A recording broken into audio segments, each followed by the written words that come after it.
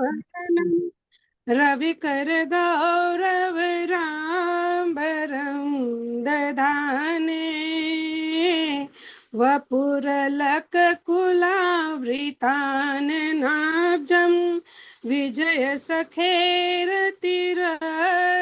मे नवद्या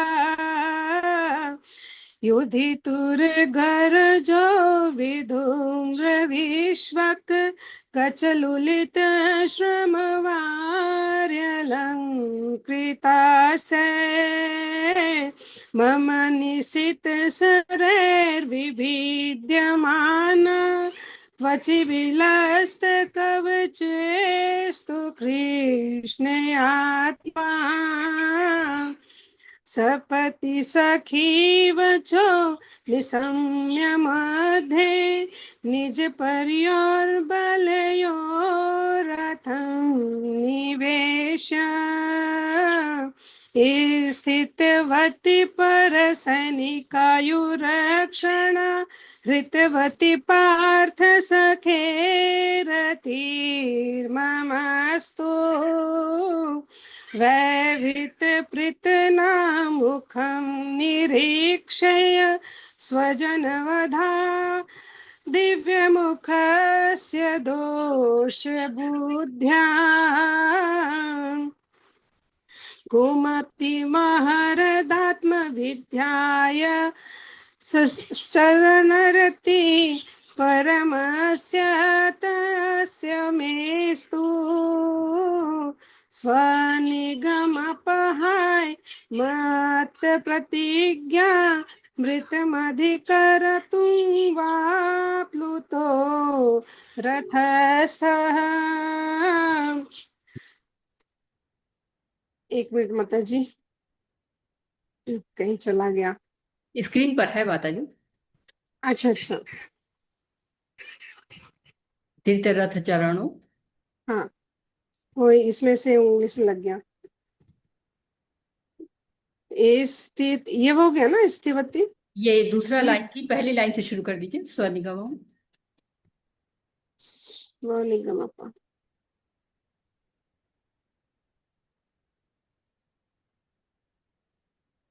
हाँ माता जी, इसी में से देख लेते हैं। स्वनिगमपहाय मत प्रतिज्ञा मृतमधिकर्तुं वा प्लुतो रथस्थः धृतरथचरणो भ्याचलद्गु हरिरिवहनु हन्तुमि भंगतोत्तरीये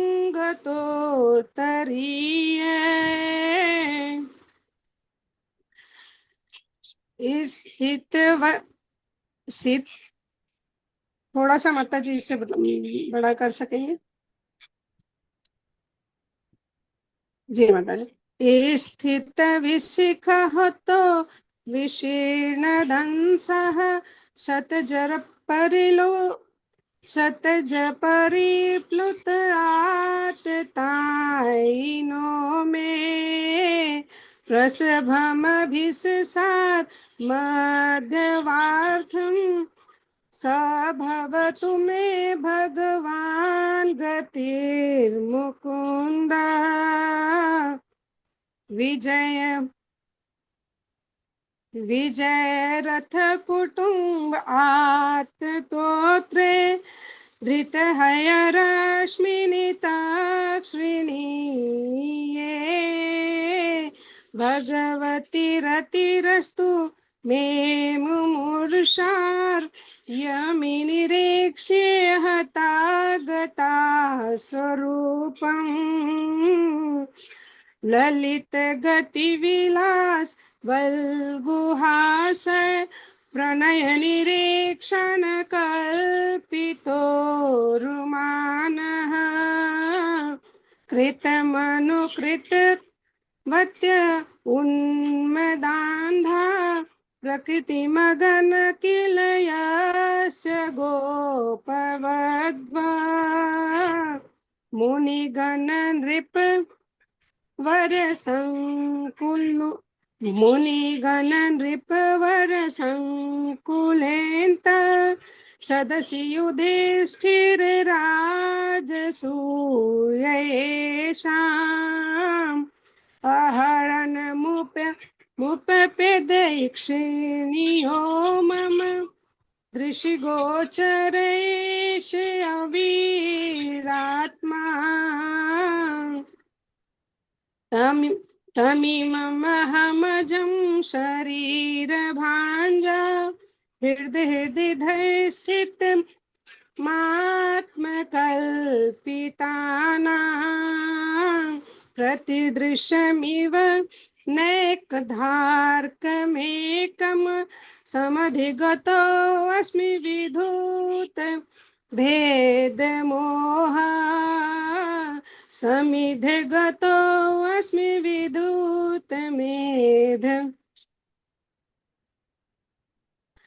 ये तो हो गया ना माता जी? अब खत्म हो गया वैसे, जितना ही है। जी माता जी। हरे कृष्णा कृष्ण कृष्ण हरे हरे, हरे राम राम राम हरे हरे। सॉरी माता जी, हमारे हाथ से थोड़ा सा वो चला गया था, इसलिए ठीक से नहीं बोल पाए, क्षमा नहीं, चाहती हूँ। हरे हरे कृष्ण। कृष्ण माता बहुत जी। सुंदर वैसे आपने। माता जी कोटि कोटि धन्यवाद।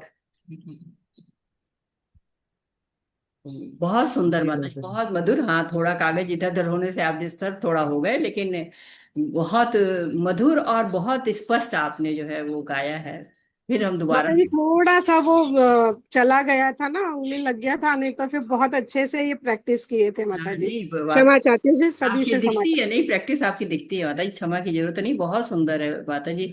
जो इसको अटेंड करना ही बहुत मुश्किल होता है, आपने तो इसको अटेंड भी किया, अच्छे से निभाया भी। बहुत हूँ। धन्यवाद माता जी। माता जी फिर कभी समय होगा तो फिर करवाएंगे माता जी से। फिर शुरू करें बिल्कुल पहले। बिल्कुल प्रभु जी, नेक्स्ट टाइम अश्योर करते हैं कि बिल्कुल गलती नहीं करेंगे। हरे कृष्ण। हरे कृष्ण। नहीं नहीं, माता जी इट्स ओके कहते हैं ना, माता। भगवान हरे के कृष्ण। प्रयास में कोई जो है गलती नहीं कही जाती है। बहुत भगवान भाव देखते हैं, और वो आपने कूट कूट कर भरा हुआ है। तो शुरू करते हैं आज का सेशन मंगलाचरण से। ओम नमो भगवते वासुदेवाय, ओम नमो भगवते वासुदेवाय, ओम नमो भगवते वासुदेवाय। ओम अज्ञानातिमिरान्धस्य ज्ञानञ्जनं शलाकया चक्षुरुन्मीलितं येन तस्मै श्रीगुरुवे नमः। श्रीचैतन्यमनोभीष्टं स्थापितं येन भूतले स्वयं रूप कदा मह्यं ददाति स्वपदान्तिकम्। वन्देऽहं श्रीगुरु श्रीयुतपदकमलं श्रीगुरून् वैष्णवांश्च श्रीरूपं साग्रजातं सहगण रघुनाथ अन्वितं तं सजीवम् साद्वैतं सावधूतं परिजनसहितं कृष्ण चैतन्य देवम् श्री राधा कृष्ण पादान सहगण ललिता श्री विशाखा अन्विताश्च। हे कृष्ण करुणा सिंधु दीनबंधु जगतपते गोपेश गोपिका कांत राधा कांत नमस्तुते। तप्त कांचन गौरांगी राधे वृंदावनेश्वरी वृषभानुसुते देवी प्रणमामि हरिप्रिये। नमो विष्णुपादाय कृष्णपृष्ठाय भूतले श्रीमद्भक्तिवेदान्त स्वामिन् इति नामिने। नमस्ते सरस्वती देवे गौरवाणी प्रचारिणे निर्विशेषा शून्यवादी पाश्चात्यदेशतारिणे। जय श्री कृष्ण चैतन्य प्रभु नित्यानंद श्री अद्वैत गदाधर शिवासादि गौर भक्त वृंद। हरे कृष्णा कृष्ण कृष्णा हरे हरे, हरे राम राम राम हरे हरे। हरे कृष्णा सभी को। और पांचांग प्रणाम सभी का। जो 18 दिन की ये यात्रा है, जो हम अ, एक साथ तय कर रहे हैं, जिसमें 7वें दिन हम पहुंच गए हैं, और इस दिन आपका स्वागत है। आज के सत्र को मैं शीला प्रभुपाद अपने आध्यात्मिक गुरु पूज्य गुरु को समर्पित करना चाहूंगी, और श्री श्री राधा गोविंदा मंदिर के मैंगलोर के जो अध्यक्ष हैं नमो निष्ठा प्रभु जी, इस ऑनलाइन पाठ्यक्रम के जनक भी हैं, उनको समर्पित करना चाहूंगी। उन्होंने हमें इस योग्य बनाया है और साथ ही साथ हमें इस सेवा का अवसर भी दिया हुआ है। अपने सभी शिक्षा गुरुओं दीक्षा गुरुओं को, अपने आचार्यों को नमन करती हूँ, और आप सभी भक्तों को पांचांग प्रणाम करती हूँ, और हरे कृष्ण। तो आज हम भगवत गीता के 7वें अध्याय में पहुंच गए हैं। और 7वें अध्याय में पहुंचने के पहले कल का जो बहुत ही प्रसिद्ध श्लोक है 6.47, उसको हम पढ़ने की आप चाहते हैं कि आप इसको पढ़ें। और भावेश प्रभु जी पढ़िए प्रभु जी। हम नए लोग को भी आमंत्रित करते हैं कि वो लोग पढ़ें। प्रभु जी अनम्यूट होइए, मैंने आपको ऑप्शन दिया हुआ है। हरे कृष्ण। प्रभु जी आप अनम्यूट नहीं हो रहे हैं। हरे कृष्णा माता जी। हाँ पढ़िए प्रभु जी, हरे कृष्णा। योगिनां सर्वेषां मद्गतेन नरात्मना श्रद्धावान् भजते यो मान मानसेमयुक्तमो मत।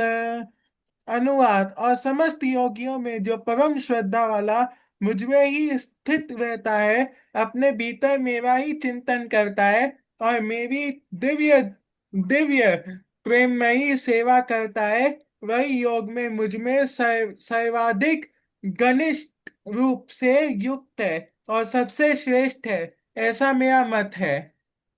हरे कृष्ण प्रभु जी, बहुत बहुत धन्यवाद। रश्मि माता जी हरे कृष्णा।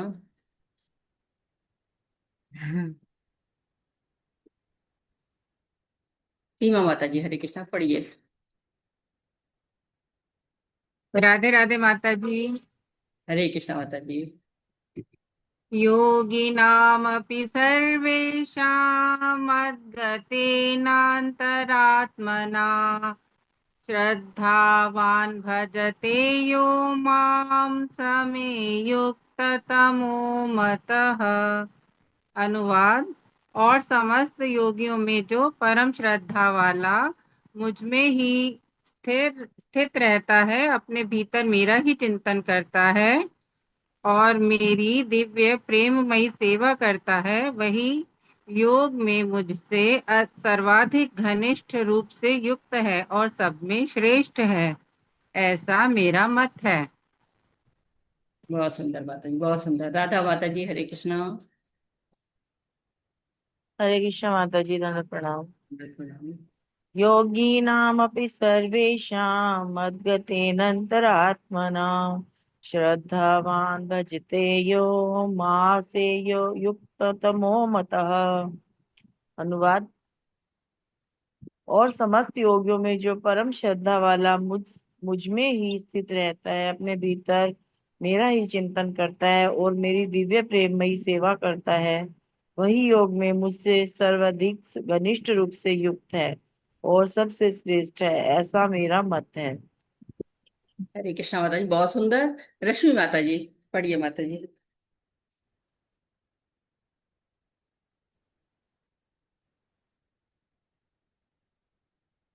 रश्मि माता जी आप म्यूट हो चुके हैं, पढ़िए।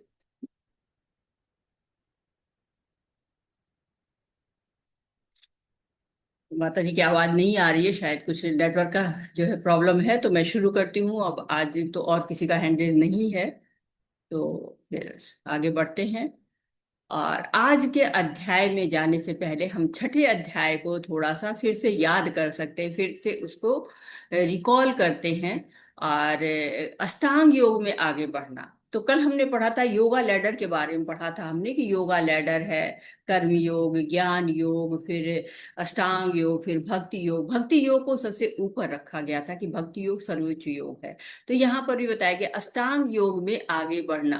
तो इसके पहले हम ये बात करते हैं कि जो भगवत गीता है उसको तीन भागों में बांटा गया है। कर्म योग के बारे में, इस जो छठा अध्याय था हमारा कर्म योग का सबसे आखिरी अध्याय था। अब 7वें से 12 तक हम भक्ति योग की तरफ आ गए, दूसरे पड़ाव पे हम पहुंच गए हैं। और इसके बाद 13 से 18 तक ज्ञान योग है। तो जो हमने अपने कर्मों के बारे में पढ़ा कि कर्मों के फल को भगवान को अर्पित कर देना चाहिए, और जब कर्मों के फल को हम भगवान को अर्पित कर देते तो क्या कहते हैं, भक्ति कहलाती है ना, जब हम सेवा करने लगते हैं। तो ये 7 से 12 अध्याय हैं। ये भगवत गीता को का एक तरह से क्रीम है, एकदम मलाई जिसको कहते हैं ना। जब वो आप कहते हैं ना क्रीम बिस्किट दीजिए, तो 2 बिस्किट होते हैं, उसके बीच में क्रीम को रखा जाता है, तो बच्चे उसको लेके चाटते रहते हैं। इसे इतने मीठा सा है, भक्ति योग है, प्यारा सा जो है वो मधुरता से भरा हुआ।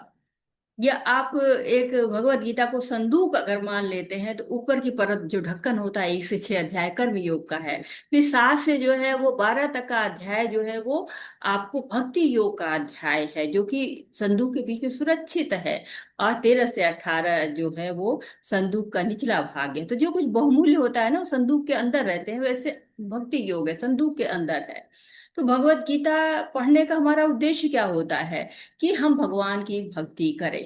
और कर्म योग के द्वारा हम कर्मों के द्वारा भक्ति करते हैं, ज्ञान योग में हम ज्ञान के द्वारा भक्ति करते हैं।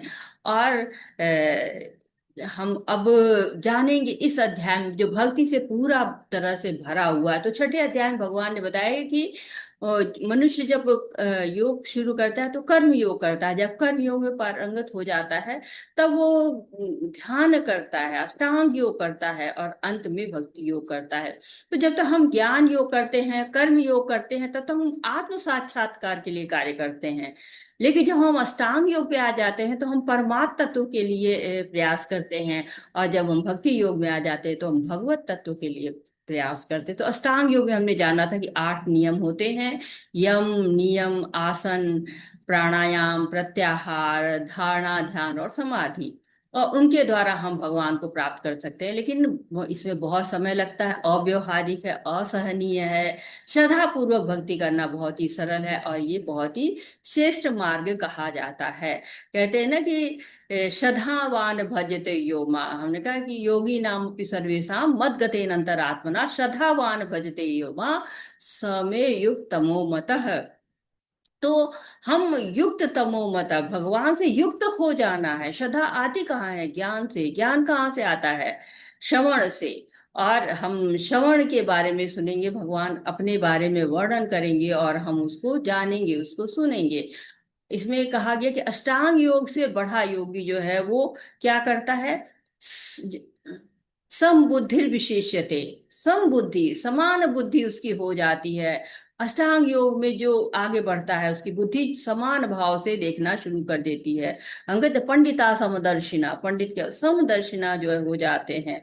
और उसके बाद से कहा गया कि रहस्य स्थिति, रहस्य स्थित अष्टांग योग में अभ्यास के चरण कैसे अभ्यास करते हैं? तो हम 8 अंगों के द्वारा अभ्यास करते हैं। मन पर नियंत्रण कैसे करें? अभ्यासेन तु कौन्तेय, अभ्यास के द्वारा। कौन्ते, हे कुंती के पुत्र कौन्तेय, अभ्यास के द्वारा तुम मन पे नियंत्रण करो। और असफल योगी का गंतव्य क्या होते हैं? जो लोग असफल हो जाते हैं, जो योगी भक्ति को पूरा नहीं कर पाते हैं, असफल हो जाते हैं, उनकी क्या गति होती है? तो शुचि नाम श्रीमतागे है, योगो भ्रष्ट विजायते। जो शुचि नाम श्रीमता, उनको किसी अच्छे घर में जन्म लेता, धनवान घर में जन्म लेता है, या फिर किसी विश्व परिवार में जन्म लेता है। और भक्ति योग सर्वोच्च योग है। युक्त तमो मता, युक्त हो जाना है भक्ति से, भगवान से युक्त हो जाना है। तो अब 7वां अध्याय हमारा क्या कहता है? ज्ञान विज्ञान योग, निरपेक्ष का ज्ञान।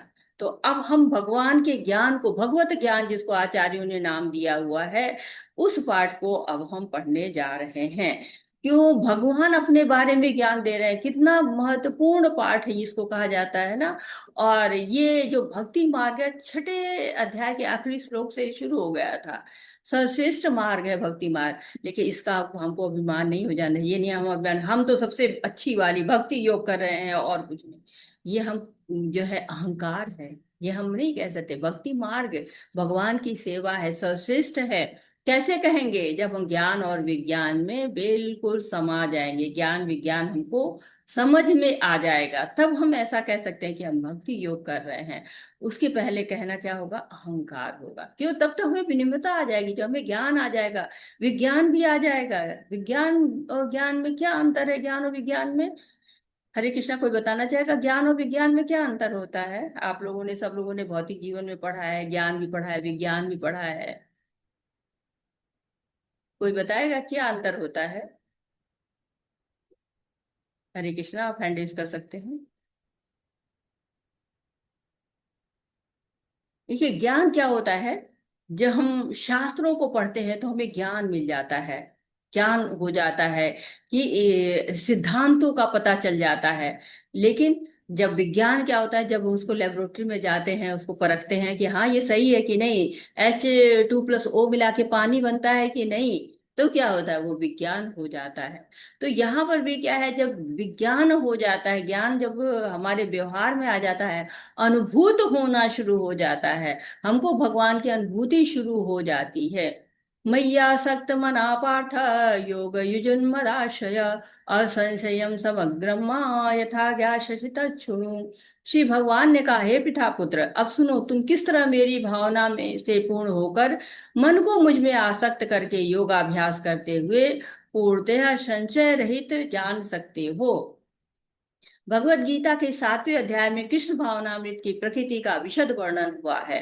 कृष्ण समस्त ऐश्वर्यों से पूर्ण हैं और वे उन्हें किस प्रकार प्रकट करते, इसका वर्णन इसमें हुआ है। इसके अतिरिक्त इस अध्याय में इसका भी वर्णन है कि 4 प्रकार के भाग्यशाली व्यक्ति कृष्ण के प्रति आसक्त होते हैं और 4 प्रकार के भाग्यहीन व्यक्ति कृष्ण की कभी शरण में नहीं आते हैं। तो बताएगा कि क्या क्या वर्णन होगा, यहाँ पर हम क्या क्या जानेंगे। तो हमने ये भक्ति योग शुरू हुआ है और ये मेरा बहुत ही प्रिय श्लोक है, मैया सक्त मना पार्था। तो तच्छृणु, सुनो। भगवान क्या कह रहे हैं? सुनो। श्रवण का बहुत महत्व है। जब हम भगवान के बारे में जानेंगे तब हमको उनकी महत्ता का ज्ञान होगा। भगवान 18वें अध्याय में भी कहते हैं, श्रद्धावान शूयश्च शृणुयादपि यो नरः सोऽपि मुक्त शुभान लोकान प्राप्नुयात् पूर्ण कर्मणा। श्रद्धा से सुनेंगे तो भगवान के बारे में सारे पाप से मुक्त हो जाएंगे, उच्च लोकों में पहुंच जाएंगे। तो भगवान की वाणी को दृढ़ता पूर्वक श्रवण करना। भगवान जानते हैं कलयुग के लोग हैं, मंद गति मंदमति होंगे, आयु कम होगी, बहुत कष्ट होंगे, परंतु श्रवण करना आसान होगा। हम श्रवण के माध्यम से भगवान के रूप गुण लीलाओं को सुन सकेंगे। हम सोए रहते हैं, हमारी सारी इंद्रियां काम करना बंद कर देती हैं, लेकिन श्रवण फिर भी चलता रहता है। श्रवण हम कर सकते हैं तब भी। समाधि में रहते तब भी लोग सुन पाते हैं। विश्वामित्र समाधि में थे और मेनका के पायल की आवाज सुन गए। तो श्रवण के माध्यम से हमें आगे बढ़ना। भगवान की भक्ति जो 9धा विधि कही जाती है, उसमें भी श्रवण पहले है। श्रवणम कीर्तनम विष्णु स्मरणोपाद सेवनम अर्चनम वंदनम दास्यम साख्यम आद्य निवेदनम। तो भक्ति की विधि का परिचय करा रहे भगवान, हमको पूरी तरह से बता रहे कि देखो ना, अर्जुन ने भी तो सुन रहे हैं, परीक्षित महाराज ने भी तो भागवतम सुनी थी। तो ध्यान से सुनो, भक्ति योग शुरू है। जैसे राष्ट्रपति आते हैं तो कुछ गाड़ियां आगे चलती, कुछ गाड़ियां पीछे रहती। राष्ट्रपति महत्वपूर्ण है, इसीलिए बीच बीच में एकदम भक्ति योग है, सुरक्षित है, महत्वपूर्ण है, कोमल है, और इसीलिए बीच में रखा गया है। तो ये श्लोक आपको कृष्ण भावनामृत का श्लोक है, हृदय में परिवर्तन कर देता है। एक एक शब्द बहुत महत्वपूर्ण होता है। मयि आसक्त मना पार्था, सुनते ही बिल्कुल लगता है भगवान गले से लग गए हैं। आप कहते हैं ना, पार्थ पृथा पुत्र, कुंती के पुत्र, जो मुझ में आसक्ति रखता है। कुंती का एक नाम पृथा भी है। तो भगवान बता रहे आसक्ति कहाँ रखनी है? भगवान में रखनी। मुझ में आसक्त हो, मई आसक्त, मुझ में आसक्त हो जाओ। और जहाँ आसक्ति होती है वहीं हम जुड़ते हैं ना। भगवान में आसक्ति हो जाए तो हम भगवान से जुड़ेंगे। बच्चे में, परिवार में, समाज में बड़ी आसक्ति होती है। योग युजुन मदाश्रय, योगाभ्यास करते करते तुम मुझको पूरी तरह जान जाओगे। जब मुझसे जुड़ जाओगे, मुझ में आसक्त हो जाओगे, मेरे आश्रय में आ जाओगे, तब मुझे जान जाओगे। तो छोटा बड़ा, किसी भी वर्ण का हो, किसी भी धर्म का हो, किसी भी जाति का हो, किसी की भी लिंग का हो, कोई आश्रय नहीं रह जाए, कोई संशय नहीं हो जाएगा, असंशय हो जाएगा। तो भगवान दिव्य ज्ञान बताने के बाद बताते हैं वो अपनी शक्तियों के बारे में, ऐश्वर्य के बारे में। जो भाग्यशाली है वही तो भगवान की भक्ति कर पाएंगे, सबको तो नहीं मिलने वाली है भगवान की भक्ति।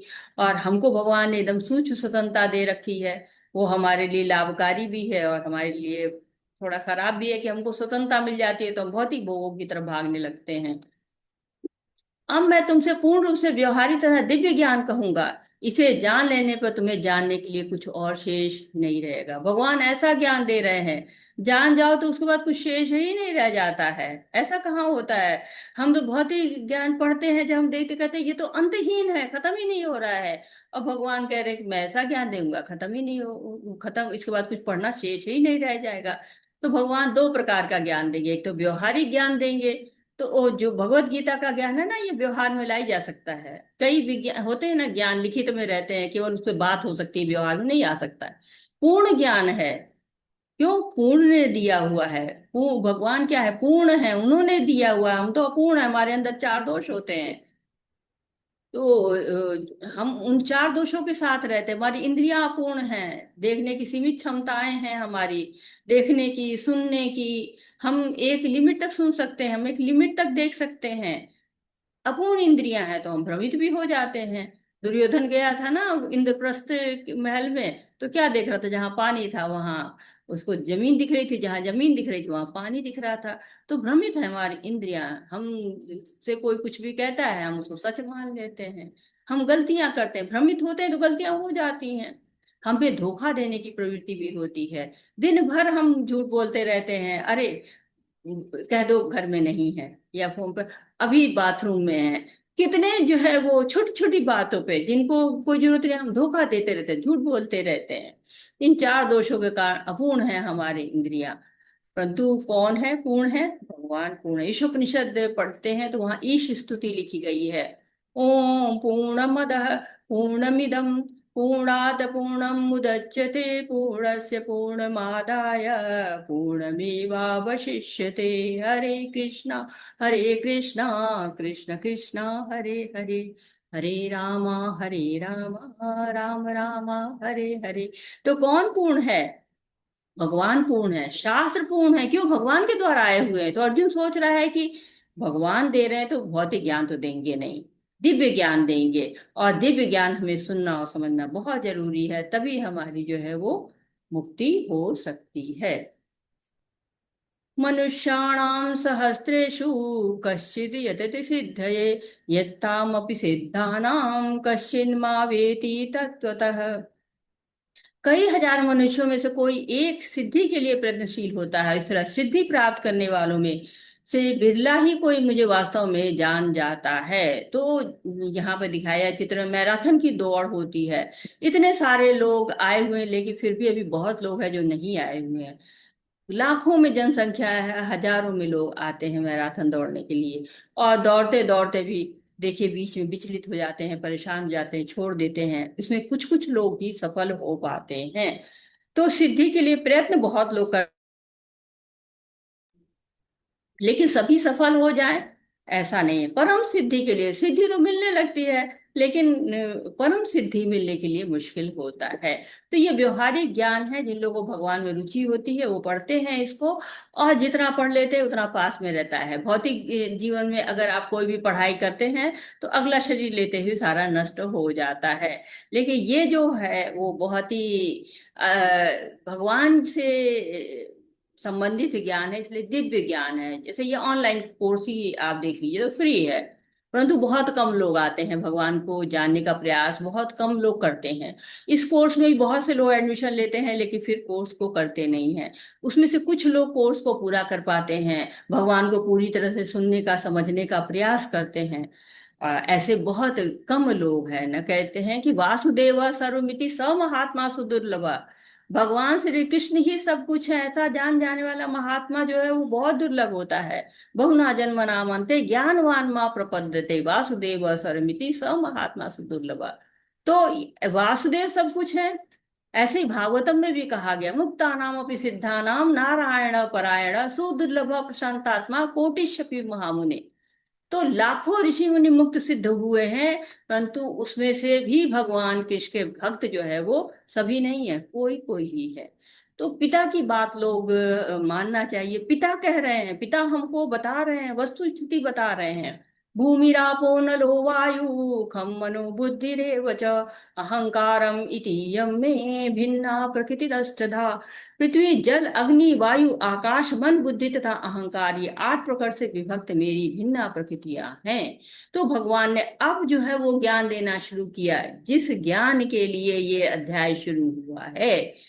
तो भगवान क्या दे रहे हैं? गुहितर ज्ञान दे रहे हैं, गोपनीय बता रहे हैं, अपने भक्तों को बता रहे हैं। भक्ति योग शुरू हुआ, भक्तों को बताएंगे, अपनी शक्तियों के बारे में बता रहे हैं। क्या बता रहे हैं कि मेरी 2 तरह की शक्तियां, एक अपराशक्ति है, एक पराशक्ति है। तो बुद्धिमान कौन है? जो कम शब्द में अपनी सारी बात कह दे। तो भगवान से ज्यादा बुद्धिमान तो कोई नहीं है। भगवान 2 श्लोकों में अपनी इतनी विशाल शक्तियों के बारे में भी बात करते हैं।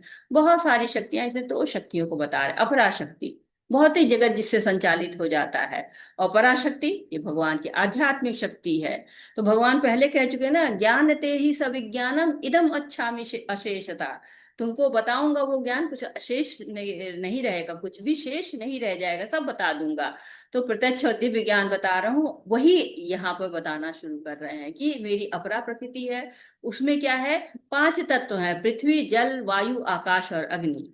कहते हैं ना, क्षिति जल पावक गगन समीरा, पंच तत्व मिले बन ही शरीरा। तो ये 5 तत्व हैं जिनसे हमारा जो है भौतिक जगत तैयार होता है, हमारा शरीर तैयार होता है। और उसमें क्या होता है? मन बुद्धि और अहंकार, ये 8 मिलाकर इनको भिन्ना प्रकृति अपरा प्रकृति कहा जाता है। तो स्थूल तत्व होते हैं और सूक्ष्म तत्व होते हैं। बुद्धि सूक्ष्म होती है, जैसे बच्चा पैदा होता है ना, तो बच्चा उसे लेकर मिथ्या अहंकार बुद्धि ये लेके जो है वो पैदा होता है। इसीलिए जब छोटा बच्चा घर में आता है तो उससे बड़ा वाला देखिए शादी हो जाता है, उसको कोई सिखाता नहीं है, लेकिन वो अपने आप हो जाता है, क्योंकि वो सूक्ष्म तत्व है। स्थूल तत्व जो हमारा शरीर दिखाई दे रहा है, और सूक्ष्म तत्व उसमें मन बुद्धि और अहंकार होता है। तो भगवान ने हम कितनी मतलब एक लाइन में पूरी अपरा प्रकृति बता दी उन्होंने। दूसरी लाइन में, हे महाबाहु अर्जुन, इनके अतिरिक्त मेरी एक अन्य पराशक्ति है जो उन जीवों से युक्त है जो इस भौतिक अपराशक्ति के साधनों का विदोहन कर रहे हैं।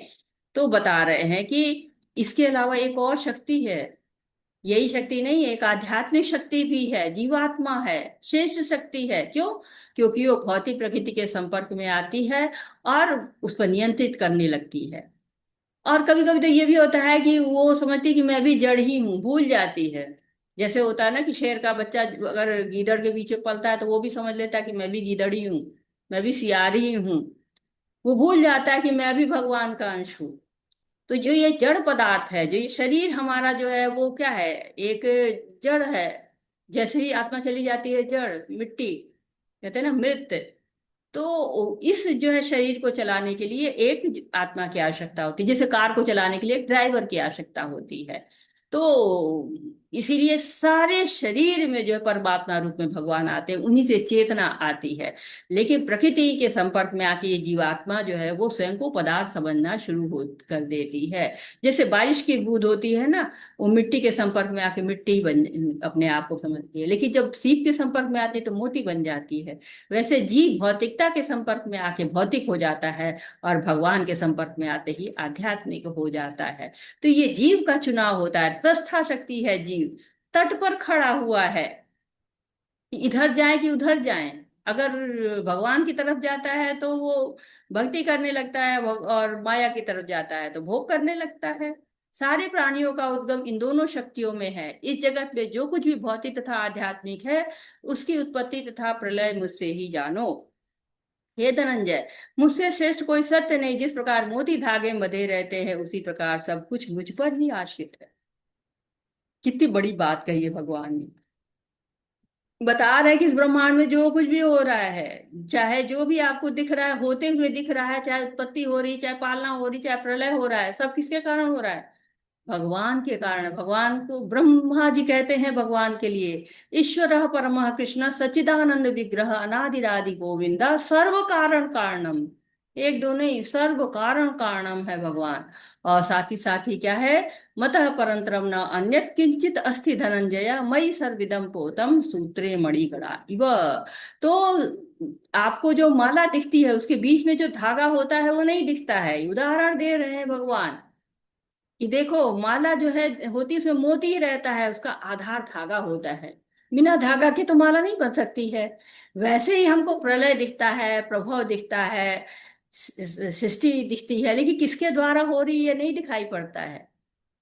तो भगवान ने सारी व्यवस्था की है। सूर्य जिस उसके कारण अपनी जगह पे है, चंद्रमा अपनी जगह पे है, सारे लोग अपनी जगह पे है। जैसे कहते हैं ना, दूध में वो होती है ना, क्रीम होता है, घी होता है, दिखाई नहीं पड़ता है। गन्ने में शक्कर होती है, दिखाई नहीं देती है। फूल में खुशबू होता है, दिखता नहीं है। वैसे ही भगवान सर्वत्र हैं, हमारे चर्म चक्षु हैं, इसलिए हमको दिखाई नहीं पड़ता। कहते हैं मूढ़ा नाम अभी पश्यंती, पश्यंती ज्ञान चक्षुषा। ज्ञान चक्षुषा जब आती है तब देख पाते हैं हम। तो भगवान को क्या जो है कह रहे हैं क्या, कि हे धनंजय, धन लेके आए थे अर्जुन। जब इंद्रप्रस्थ मिला था तो वो फिर उसको बसाने के लिए धन की आवश्यकता थी।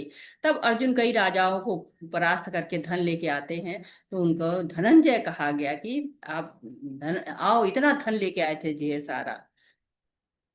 रसोहम पशु कौन्तेय, प्रभा अश्मि शशि सूर्ययो, प्रणव सर्ववेदेषु, शब्द खे पौरुषम निषु। हे कुंती पुत्र, मैं जल का स्वाद हूँ, सूर्य तथा चंद्रमा का प्रकाश हूँ, वैदिक मंत्रों में ओंकार हूँ, आकाश में ध्वनि हूँ तथा मनुष्यों में सावर हूँ। तो कह रहे हैं कुंती पुत्र, मैं जल में स्वाद की तरह से हूं। अब आप देखिए, जब हम विज्ञान कहता है कि जल में तो रंगहीन है, स्वादहीन है, लेकिन पानी में स्वाद होता है, महसूस कर सकते हैं। लिख नहीं सकते हैं कि खट्टा है, मीठा है और खारा है, तो भी बताते हैं, जो समुद्र का पानी खारा होता है फिर वो बोलते हैं। लेकिन उसको हम महसूस ज्यादा करते हैं। हम दो जगह पे पानी का स्वाद अलग अलग हमको मिलता है। थोड़ी थोड़ी दूर पे जाइए, पानी का कहते हैं कि बदल जाता है, पानी बदल जाता है, वाणी बदल जाती है। जहाँ थोड़ी थोड़ी दूरी पे क्या कहते हैं कि कोस कोस में पानी बदले, दो कोस में वाणी, ऐसे करके कुछ कहावत कहते हैं। और देखिए, आपने अनुभव किया होगा कि हर जगह जाइए तो स्वाद अलग होता है। तो जब भी पानी पीजिए, भगवान को याद करिए। और दुनिया में ऐसा कोई भी पेय पदार्थ नहीं बना है। आप देखते हैं लाखों तरह के पेय पदार्थ बने होंगे, लेकिन पानी की जगह अभी तक कोई भी ले नहीं पाया है। तो भगवान को याद करना है तो जीवन के प्रत्येक क्षण में, प्रत्येक वस्तु में याद कर सकते हैं। हमेशा जो है वो भगवान का हम अनुभव कर सकते हैं। जाड़े में, गर्मी में, बरसात में, आप हर तरह सूर्य निकलता है। हम जब प्रभुपाद जी जाते थे टहलने के लिए, कहते देखो सूर्य कृष्ण की कृपा है। तो वैदिक मंत्र है, उसमें भी जो है ओम के रूप में, सारे वैदिक मंत्र जो होते हैं उसमें ओंकार जरूर होता है। कोई बताना चाहेगा कोई ऐसा मंत्र जो ओम से शुरू होता है? हरे कृष्णा। ओम से आपको कोई रश्मि माता जी बताइए। जी माता जी, गायत्री मंत्र शुरू होता है। जी बिल्कुल सही कह रहे हैं। और कोई बताना चाहता है? माता जी ने बिल्कुल सही बताया है। और कोई बताएगा आपको? और कोई? अभी तो मैंने शुरू शुरू में ही बोला है, दो दो ओम, दो दो बार ओम का नाम लिया हुआ है। किसी को याद आ रहा है तो बता सकते हैं। हाँ, रश्मि माता जी, हरे कृष्ण। ओम नमो भगवते वासुदेवाय। नमो भगवते वासुदेवाय। तो बहुत सारे आपको मिलेंगे। ओम नमो नारायण, ओम अज्ञानतिमिरान्धस्य ज्ञानांजन शलाकया। तो बहुत सारे आपको, बहुत सारे नहीं, सभी मंत्र जो वैदिक मंत्र होते हैं ओंकार से शुरू होते हैं। और ध्वनि, ध्वनि कैसे होती है? जब आकाश है तभी ध्वनि है। अगर आकाश न रहे तो हमको ध्वनि नहीं सुनाई देगी। पुरुषों में बल है, सामर्थ्य है, वो कहाँ से आता है? भगवान से आता है। भगवान ना चाहे ना तो हम सवेरे सो के उठ भी नहीं सकते, एक उंगली नहीं उठा सकते, हाथ पैर शरीर तो बहुत दूर की बात होती है। तो भगवान की उपस्थिति हम हर जगह देख सकते हैं, अगर हम उसको महसूस करें तो। पानी में स्वाद के रूप में, चांद सूरज में रोशनी के रूप में। कहते हैं ना कि जो भगवान की ब्रह्म ज्योति है उसी को परावर्तित करके सूरज जो है वो हमको रोशनी देता है। और जो सूरज की रोशनी होती है उसको परावर्तित करके चांद हमको रोशनी देता है। जबकि चांद में तो, सूरज में अपनी कोई रोशनी है ही नहीं, भगवान से ही आती है। भगवान के नेत्र कहे जाते हैं। वैदिक मंत्रों में ओम भगवान है, ईथर में ध्वनि, आकाश में मतलब ध्वनि के रूप में है, मनुष्य में योग्यता के रूप में है, पृथ्वी में सुगंध के रूप में है। जब देखिए पानी बरसता है, पहली फुहार पड़ती है कितनी सोंधी सोंधी मिट्टी की महक आने लगती है। आग में जो ताप होता है, वो कहते हैं भगवान, वहां जब अग्नि जलती है, हम भोजन पकाते, कभी हम सोचते हैं कि कृष्ण की कृपा से पक रहा है। और यज्ञ करते हैं तो उसमें तो थोड़ी याद करते हैं भगवान को। जीवन में जो है, जो आपको चेतना है, जिंदगी है, वो क्या होती है कि भगवान है। सभी में भगवान परमात्मा रूप में समाते हैं। आत्मा के रूप में, परमात्मा के रूप में, हर जगह भगवान की उपस्थिति है। तपस्वियों की तपस्या कैसे पूरी होती? भगवान के द्वारा। सभी के बीज प्रदाता पिता कौन है? भगवान ही है। बुद्धिमानों में जो बुद्धि कहाँ से आती है? भगवान से। ददामि बुद्धि योगम तम। और शक्तिशाली पुरुषों में जो कौशल है, हमारे अंदर जितनी भी कलाएं हैं, नाचना है, गाना है, बोलना है, सुनना है, कितना जो है वो आप देखिए तो बहुत सारी कलाएं होती हैं। स्विमिंग है, और जो है म्यूजिशियन बनते हैं लोग, कितनी सारी कलाएं हैं। सब कहाँ से आती हैं? भगवान से आती हैं। तभी तो देखिए, किसी में कोई कला है, किसी में कोई कला है, सब में कोई ना कोई कला छिपी हुई होती है। और जो हमारे अंदर जो भी शक्तियां हैं, वो सब भी कहाँ से आती हैं? भगवान से ही आती हैं। और हर जगह हम उनकी उपस्थिति को देख सकते हैं। और जो हमारे काम भावना है, जो धार्मिक सिद्धांतों के अनुरूप होती है, वो भी भगवान जो है उसको भी कहते, उसमें भी मैं हूं। तो अगर आपकी भावनाएं अच्छी, कामनाएं अच्छी हैं, तो उसमें भी भगवान हैं। भावेश प्रभु जी, आपने पढ़ने के लिए अगर हैंड रेस किया है, तो पढ़ लीजिए प्रभु जी, मैं अनम्यूट कर रही हूँ। हरे कृष्ण। मैम एक्चुअली गायत्री मंत्र, महामृत्युंजय मंत्र और कोई भी वैदिक मंत्र से ओम से ही शुरू होती है। जी प्रभु जी, अब पढ़ लीजिए, वो तो चला गया। हाँ हाँ। पढ़ने का। हमको एक्चुअली याद है कब कहाँ से ओम शुरू होता है। अभी हम पढ़ेंगे हम। ठीक ठीक है प्रभु जी, पढ़िए। तुम जान लो कि मेरी शक्ति द्वारा सारे गुण प्रकट होते हैं, चाहे वे सतोगुण हो, रजोगुण हो या तमोगुण हो। एक प्रकार से मैं सब कुछ हूँ, किंतु हूँ स्वतंत्र। मैं प्रकृति प्रकृति के गुणों के अधीन नहीं हूँ, अपितु वे मेरे अधीन हूँ। तीन गुणों सतो, रजो तथा तमो के द्वारा मोहग्रस्त ये सारा संसार मुझ गुणातीत तथा अविनाशी को नहीं जानता। हरे कृष्णा प्रभु जी, बहुत बहुत हरे धन्यवाद। कृष्णा। धन्यवाद। तो सतोगुण, रजोगुण और तमोगुण की बात हो रही है। तो भगवान कहते हैं कि ये जो प्रकृति के तीन गुण हैं, वो भी कैसे हैं? भगवान के द्वारा ही आए हैं। लेकिन भगवान इन गुणों के अधीन नहीं है। गुणाधीश हैं वो, उनको नियंत्रित करने वाले हैं। तो भगवान प्रकृति को भी चलाते हैं, प्रकृति को बनाते भी हैं, लेकिन उनसे निर्लिप्त रहते हैं। भौतिकता तो भगवान को छू भी नहीं पाती है। तो ऐसा क्यों है कि हम भगवान के अंश है, जीव भगवान का अंश है, फिर भी बद्ध हो जाता है। काम, क्रोध, लोभ सब जुड़ जाता है, मिथ्या अहंकार हमको घेरे होता है। ऐसा क्यों होता है? इसका उत्तर भगवान अगले श्लोक में देते हैं। हरे कृष्ण। देवी हेषा गुणमयी मम माया दुरात्यया, मामेव ये प्रपद्यन्ते माया मित्ता तरन्ति ते। प्रकृति के इन तीन गुणों वाली इस मेरी दैवी शक्ति को पार कर पाना कठिन है, किंतु जो मेरे शरणागत हो जाते हैं, वे सरलता से इसे पार कर जाते हैं। तो भगवान की जो देवी हेषा गुणमयी है ना, जो प्रकृति है तीन गुणों वाली, बहुत ही शक्तिशाली है, पार पाना कठिन है। क्यों? भगवान की शक्ति है ना, आसान तो नहीं है। तो भगवत गीता की जो पहली लाइन है, कभी भी आप देखिए तो समस्या बताती है, और दूसरी लाइन में समाधान। तीन गुणों वाली देवी है, बहुत बलशाली है, लेकिन क्या है कि भगवान के वश में है, हमको जकड़ लेती है। हमारे लिए तो बड़ी बलशाली है। भगवान रास्ता बता रहे हैं कि हमारे शरण में आ जाओ, हमारे वश में है ये। कहते हैं ना कि अगर आप किसी के घर में जाते हैं और उनके यहाँ एक जो है कुत्ता या बिल्ली कुछ पली हुई है, आपको देखते वो गुर्राएगी, लेकिन जैसे ही मालिक आएगा, कहेगा गो, गो इनसाइड, वो तुरंत अंदर चले जाएंगे। जैसे भगवान की जो है, जो माया है, वो शक्ति है। भगवान कहते हैं हटो, इसको मत छुओ, ये मेरा भक्त है, बस खत्म, वो चली जाती है। तो जहां भी हम रहेंगे, जिस राज्य में भी हम रहेंगे, उसके नियम तो हमें मानने पड़ेंगे ना। और हम खुद नहीं मानेंगे तो पुलिस बनवा लेगी।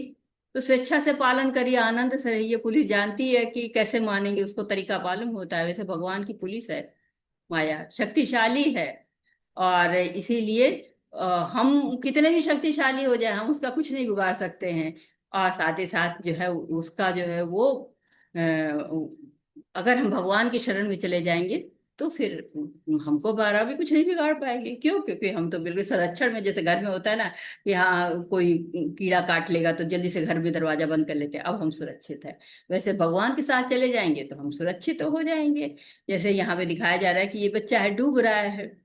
डूब रहा है तो क्या कर रहा है? हाथ बढ़ा दिया, इसने हाथ बढ़ा दिया, पकड़ लिया भगवान ने, शरणागत हो गए ना। जब हम डूबने लगते हैं तो क्या करते हैं? हाथ ऊपर कर देते हैं। हम करते हैं ना, हरे कृष्णा कृष्ण कृष्णा हरे हरे, हरे राम राम राम हरे। भगवान हम शरणागत है, हमने हैंड्स अप कर दिया हुआ है।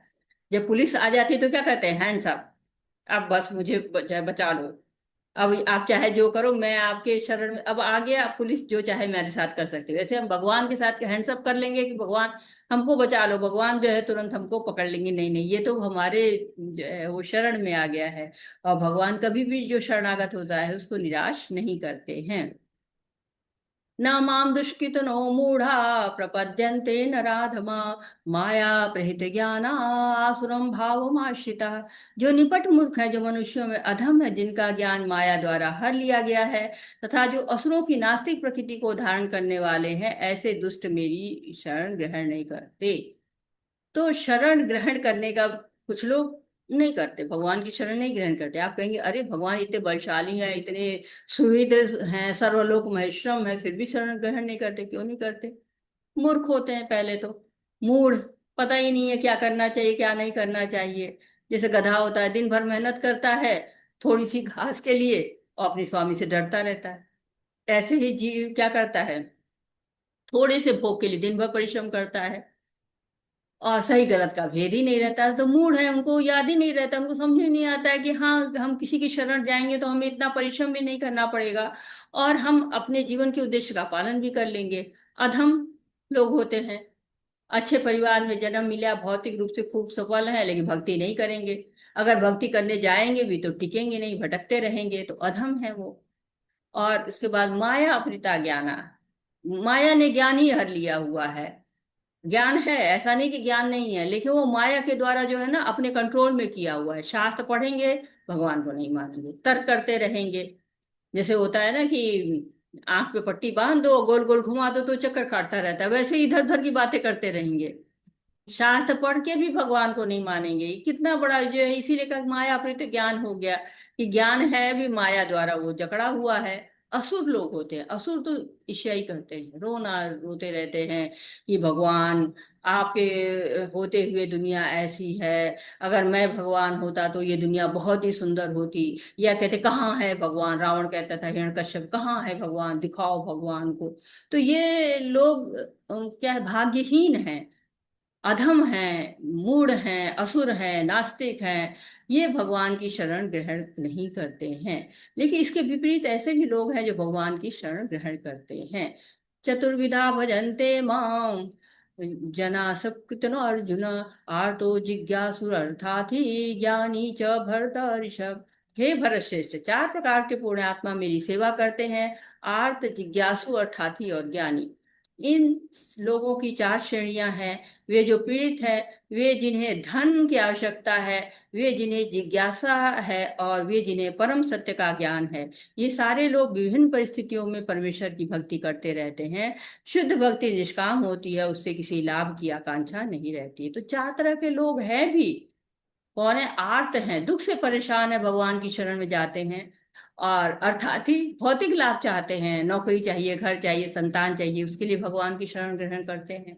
जिज्ञासु हैं, जानना चाहते हैं भगवान के बारे में, भगवान कैसे सृष्टि करते हैं, कैसे पालना करते हैं, कैसे संहार करते हैं, भगवान कहाँ रहते हैं, भगवान को कैसे जाना जा सकता है। और ज्ञानी लोग हैं जो ज्ञान के द्वारा भगवान की को जानना चाहते हैं, आत्म साक्षात्कार का प्रयास करते रहते हैं। तो यहाँ उन लोगों की कथा, थोड़ा चित्र दिखाया गया है कि कैसे लोग हैं आर्त अर्थात ही जिज्ञासु के रूप में। तो यहाँ गजेंद्र की कथा है। गजेंद्र जो है कैसे उनको मोक्ष मिलता है, श्रीमद् भागवतम में ये कथा है। गजेंद्र मोक्ष बहुत प्रचलित है, लोग जो है भक्त उसको गाते हैं।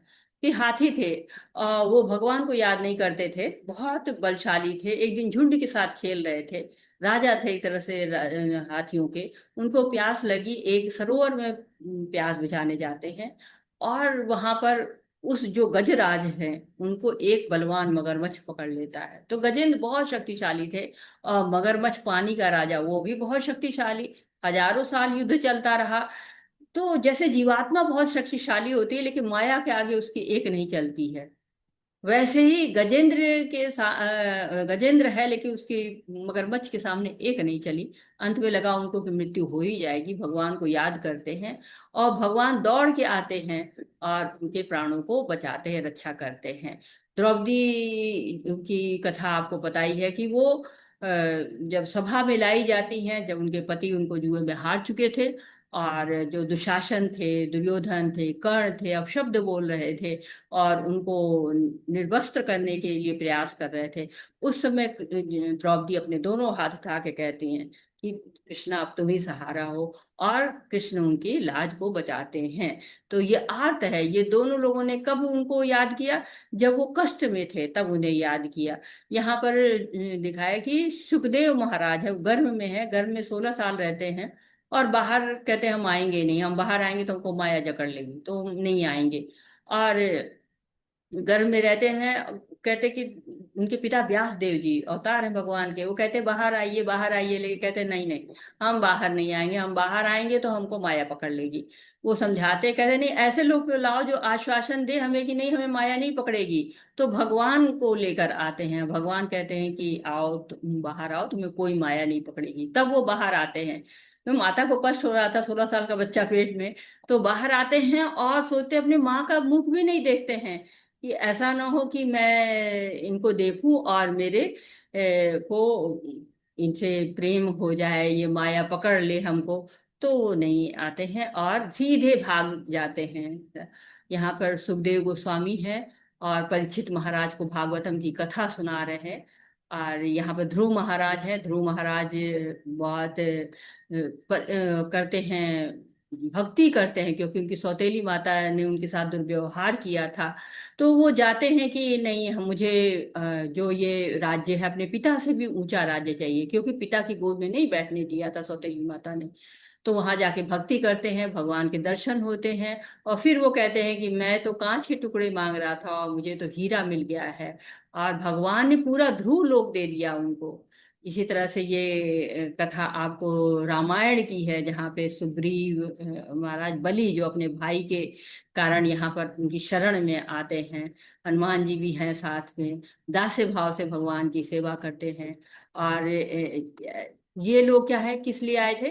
भगवान से मांग रहे थे। ये भी जो है अर्थात ही है। सुग्रीव किस लिए मांग रहे थे? कि पूरा राज्य मुझे चाहिए। सुग्रीव इसलिए भगवान से मिलने आए थे। और यहाँ पे ज्ञानी लोग बैठे हुए हैं जो कि शौनकादि ऋषि हैं, हजारों साल तक ये जो है तपस्या यज्ञ करते हैं। और यहाँ पर सूत गोस्वामी जी ने इन लोगों को भागवतम सुनाई थी, यहाँ पर उनको कथाएं सुनाई थी। तो ये लोग उनका उदाहरण है जो लोग भगवान के शरण ग्रहण करते हैं। आप लोग भी चैट में लिख सकते हैं कि आप लोग क्यों भगवान की जो है वो शरण में आए हैं, क्यों भगवान को जानने का प्रयास कर रहे हैं। आप आर्थ हैं कि अर्थार्थी हैं कि जिज्ञासु हैं कि ज्ञानी हैं? आप चैट में लिख सकते हैं अपने आप को। तेषां ज्ञाने नित्युक्तम् एक भक्तिर्विशिष्यते, प्रियो हि ज्ञानिनोत्यर्थमः स च मम प्रियः।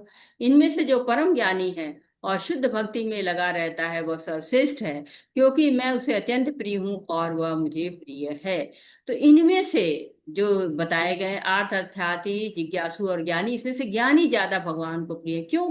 भक्ति तो सभी कर रहे हैं, लेकिन ज्ञानी में खासियत ये होती है, ये विशेषता होती है कि वो चाहे भगवान के लिए ज्ञान प्राप्त करना चाहते हैं, वो हमेशा भगवान की शरण में ही रहते, उन्हीं के पास जाते हैं। भक्ति सब कर रहे हैं, अपने लाभ के लिए कर रहे हैं, लेकिन जो ज्ञानी होता है वो भगवान को जानना चाहता है, उसी में लगा रहता है, उसका प्रयास हमेशा उसी में लगा रहता है। कहते हैं प्रियो ही ज्ञानिना अत्यर्थम अहम स च मम प्रिय। जो भगवान को जान जाए वही परम ज्ञानी है, इसीलिए श्रेष्ठ कहा गया है उसको। और बहुना जन्मनामन्ते ज्ञानवान् मां प्रपद्यते, वासुदेव सर्वमिति स महात्मा सुदुर्लभ। अनेक जन्म जन्मांतर के बाद से सचमुच ज्ञान होता है, वह मुझको समस्त कारणों का कारण जानकर मेरी शरण में आता है, ऐसे महात्मा अत्यंत दुर्लभ होता है। तो बहुत जन्म तक बहुत दिनों तक अनेक बार जन्म करते करते करते करते क्या होता है, क्या पता चलता है, बहुत ज्यादा ज्ञान इकट्ठा हो गया, अब पता चला कि भगवान ही सर्व कारण कारणम है, उनके आश्रम में जाता है, शरणागत हो जाता है। लेकिन इतना आसान नहीं होता, दुर्लभ होता है। तो जब ये समझ में आया कि सारे दान यज्ञ तप सब वासुदेव के लिए हैं, ऐसे बहुत कम लोग हैं, दुर्लभ हैं, जिनकी बुद्धि भौतिक इच्छाओं द्वारा मारी गई है। वे देवताओं की शरण में जाते हैं, वे अपने अपने स्वभाव के अनुसार पूजा विशेष विधि विधानों का पालन करते हैं। मैं प्रत्येक जीव के हृदय में परमात्मा स्वरूप स्थित हूँ। जैसे ही कोई किसी देवता की पूजा करने की इच्छा करता है, मैं उसकी श्रद्धा को स्थिर करता हूँ, जिससे वह उसी विशेष देवता की भक्ति कर सके। तो अब जो देवताओं की भक्ति है, देवता की शरण में लोग क्यों जाते हैं? भौतिक इच्छा होती है। एक तो पहली बात यही होगी, भाई अल्प मेधसा है, कम बुद्धि है, अब हमारी इच्छाएं बहुत है, पूरी हो नहीं रही हैं, तो देवताओं की शरण में जाते हैं। दूसरे, वो लोग जानते नहीं कि भगवान के बारे में नहीं जानते हैं, तो बहुत लोग इसका ये मतलब भी निकाल लेते हैं, गलत मतलब निकाल लेते हैं, देवताओं की शरण में मत जाओ, ऐसा कहा जा रहा है। नहीं, ऐसा नहीं कहा जा रहा है। ऐसा कहा जा रहा है कि भौतिक इच्छाओं को समाप्त करो, भगवान की शरण में जाओ। कितने जन्मों तक भौतिक भोग करते रहोगे? भक्ति करो, बहुत मुश्किल से मनुष्य का जीवन मिला हुआ है। कितने जो है पुण्य कर्म किए हैं कि मनुष्य का जन्म मिला हुआ है। भौतिक भोग तो मकान दुकान घर द्वार सब यही रह जाना है। तो मानव जीवन का उद्देश्य क्या है? भगवान के धाम जाना, उसको प्रयत्न करो। देवताओं की पूजा करोगे तो उससे भक्ति मांगो। लेकिन हम करते क्या है? भौतिक चीजें मांगते हैं, घर दे दो, बच्चा दे दो, संतान दे दो, नौकरी लगवा दो। तो जो कुछ भी आप देवताओं से मांगते हैं वो भगवान के द्वारा ही होता है, क्योंकि भगवान शक्ति देखते हैं। भगवान के द्वारा दिया ही वो आपको देते हैं। और साथ ही साथ क्या है कि आपको जिस देवता में श्रद्धा होती है ना, उसी श्रद्धा को वो निश्चित कर देते हैं कि ठीक है, अगर आपको भौतिक भोगों में बहुत श्रद्धा है तो भौतिक भोग भी कर लो। भगवान उसको भी, आपको बिल्कुल स्वतंत्रता दे रखी है। यही हमारे लिए वरदान भी है, ये हमारे लिए अभिशाप भी है कि भगवान ने स्वतंत्रता दी, हम गलत उपयोग करने लगते हैं। लेकिन उसी स्वतंत्रता को उचित उपयोग करें तो भगवान की शरण चले जाएंगे। तो गोपियां थी, वो कात्यायनी देवी के पास जाती हैं। लोग कहते हैं कि गोपियां क्यों गई कात्यायनी देवी के पास? तो वो भगवान को मांगने गई थी, वो भौतिक चीजें मांगने को नहीं गई हुई थी। इसीलिए गोपियों का तो प्रेम बहुत ही उच्च स्तर का है। वो भगवान कहते हैं तो कुछ चाहती ही नहीं है। वो दूध दही भी बेचने जाती है तो कहती है माधव ले लो, गोविंद ले लो, कृष्णा ले लो। ऐसी श्रद्धा से समन्वित वह देवता विशेष की पूजा करने का यत्न करता है और अपनी इच्छा की पूर्ति करता है। किंतु वास्तविकता तो यह है कि ये सारे लाभ केवल मेरे द्वारा प्रदत्त है। अल्प बुद्धि वाले व्यक्ति देवताओं की पूजा करते हैं और उन्हें प्राप्त होने वाले फल सीमित तथा क्षणिक होते हैं। देवताओं की पूजा करने वाले देवलोक को जाते हैं, किंतु मेरे भक्त अंततः मेरे परम धाम को प्राप्त होते हैं। तो भगवान कह रहे हैं कि जो लाभ आप देवताओं से प्राप्त कर रहे हो वो फल भी मेरे ही द्वारा जा रहा है। जीव नहीं जानता है कि देवता क्या है, एक दूत की तरह, मैसेंजर की तरह से हैं।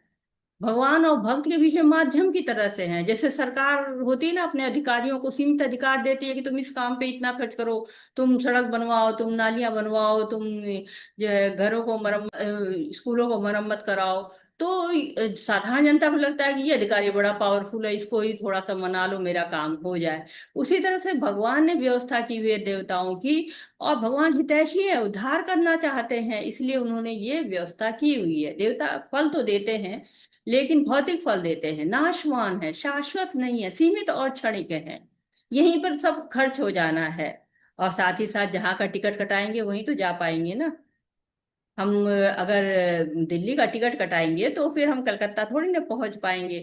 क्योंकि देवताओं के द्वारा इसी तरह से जो फल मिलते हैं वो अज्ञानी लोग नहीं समझ पाते हैं, कम बुद्धि वाले लोग नहीं समझ पाते हैं कि हमें भक्ति मांगनी है और भगवान के धाम जाना है। जब सूर्य की सेवा करते हैं तो सूर्य लोग पहुंच जाते हैं, चंद्र की सेवा करने लगते हैं, चंद्र लोग पहुंच जाते हैं।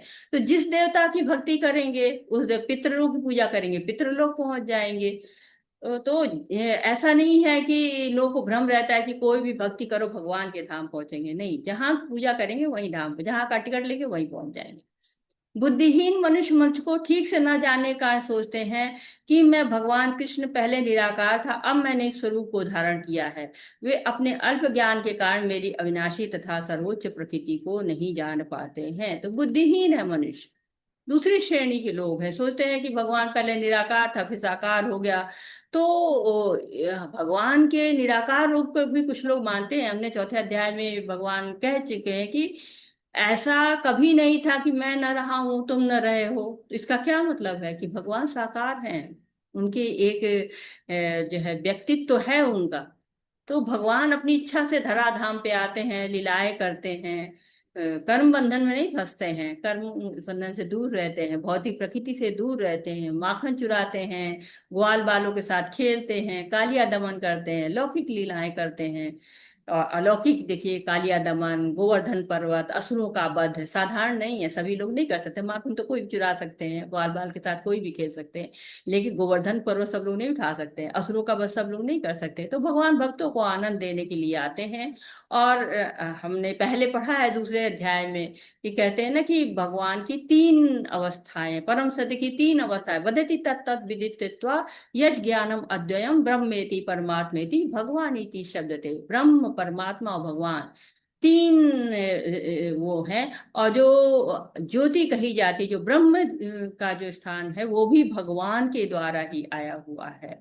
ब्रह्म अलग नहीं है, भगवान का ही एक रूप है, निराकार रूप है। मैं मूर्खों तथा अल्पज्ञों के लिए कभी भी प्रकट नहीं हूँ, उनके लिए मैं तो अपनी अंतरंगा शक्ति द्वारा आच्छादित रहता हूँ, अतः वे नहीं जान पाते कि मैं अजन्मा तथा विनाशी हूँ।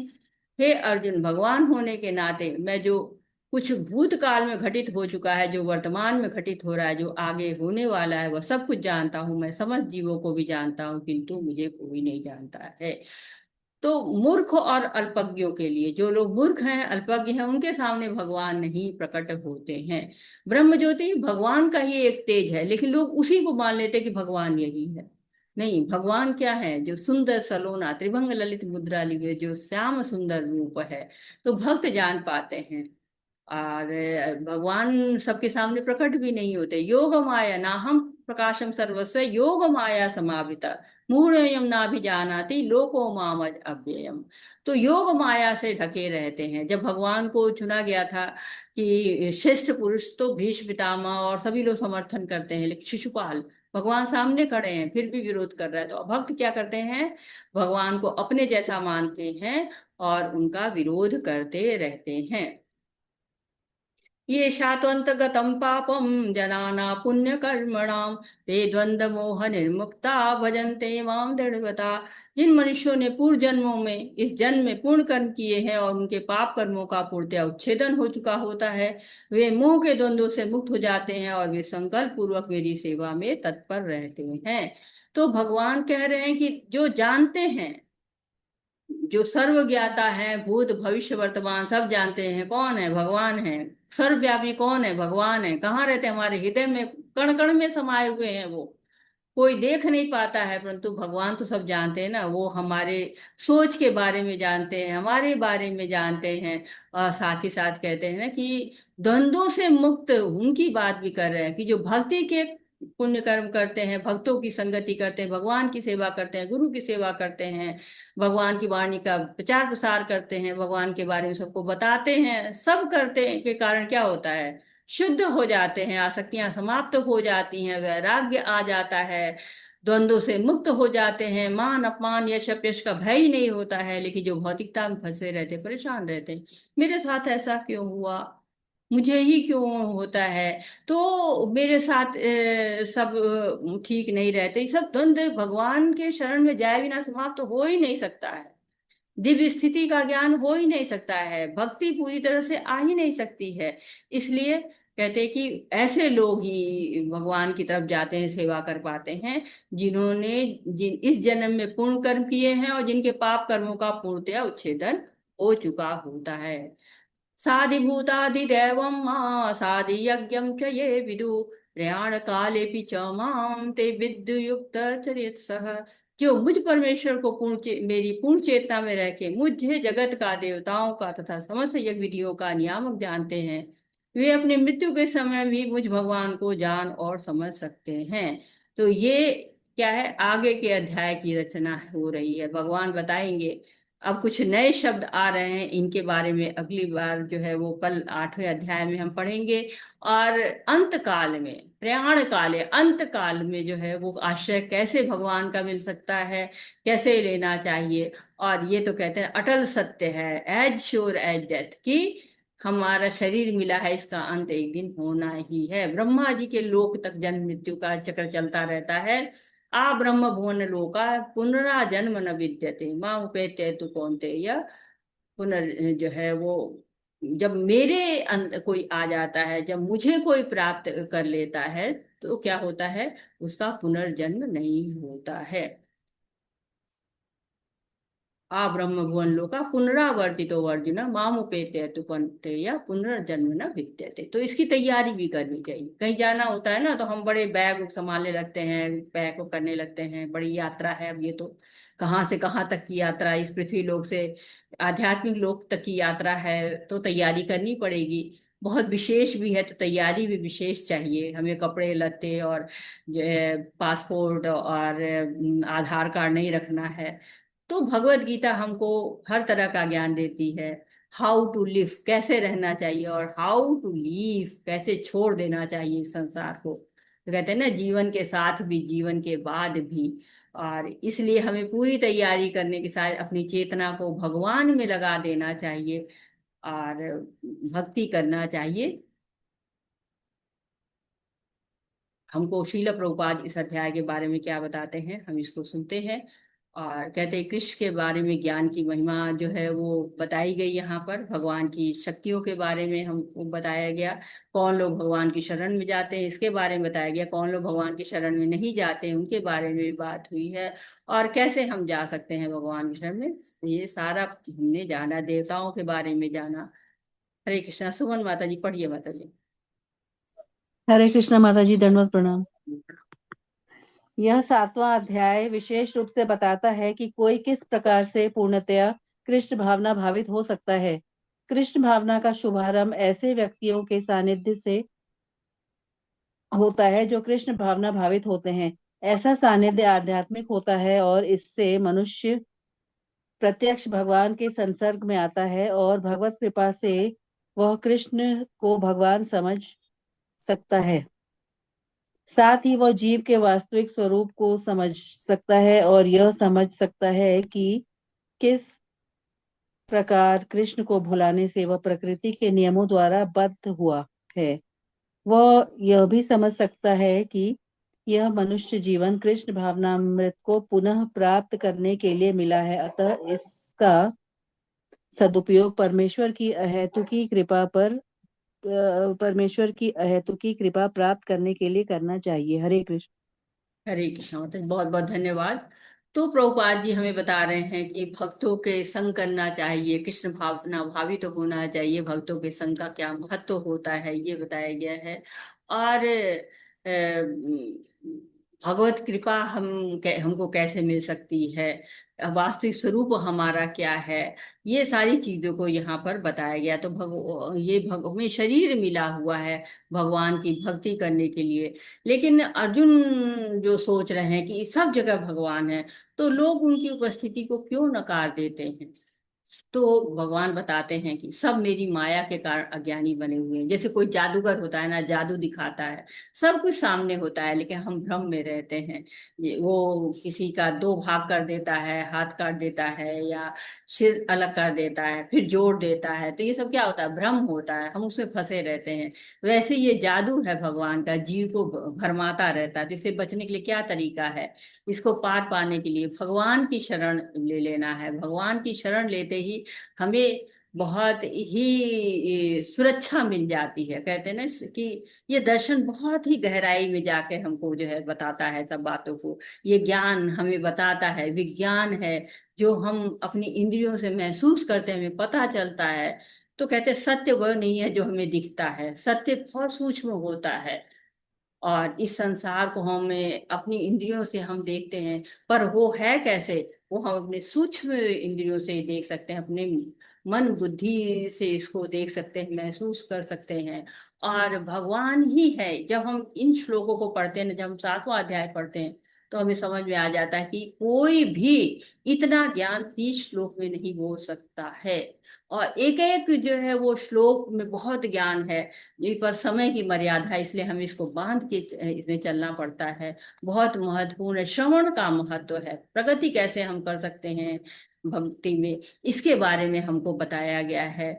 भगवान अपनी शक्तियों के बारे में बताते हैं कि अपराशक्ति है, प्रिय शक्ति है, और पराशक्ति अपराशक्ति है।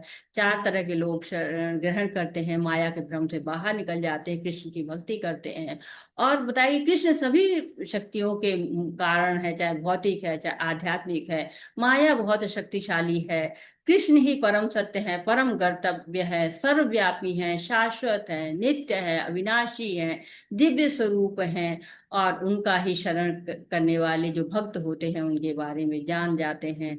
भगवान की विभूतियों से भी परिचय हमने किया हुआ है कि भगवान की विभूतियां कैसी होती हैं, और कैसे जल के स्वाद में और मनुष्य के सामर्थ्य में हर जगह भगवान की शक्ति बिखरी पड़ी है। कहते जिधर देखता हूँ उधर उधर इन्हीं शब्द से वाचा कल्पतरुभ्यश्च कृपा सिंधुभ्य एव च पतितानां पावनेभ्यो वैष्णवेभ्यो नमो नमः। अनंत कोटि वैष्णव वृंद की जय, शील प्रभुपाद की जय, भगवत गीता की जय, सभी भक्तों की जय। हरे कृष्णा कृष्ण कृष्ण हरे हरे, हरे रामा राम राम हरे हरे, हरे कृष्णा कृष्ण कृष्ण हरे हरे, हरे राम राम राम हरे हरे। आपका कोई प्रश्न है, आपका कोई सुझाव है, आप कुछ ऐड करना चाहते हैं, आप कुछ त्रुटि सुधार करना चाहते हैं, तो मोस्ट वेलकम। हरे कृष्णा सभी को। हरे कृष्णा प्रभु जी, दीपक प्रभु जी, हरे कृष्ण। हरे कृष्ण माता जी, कोटि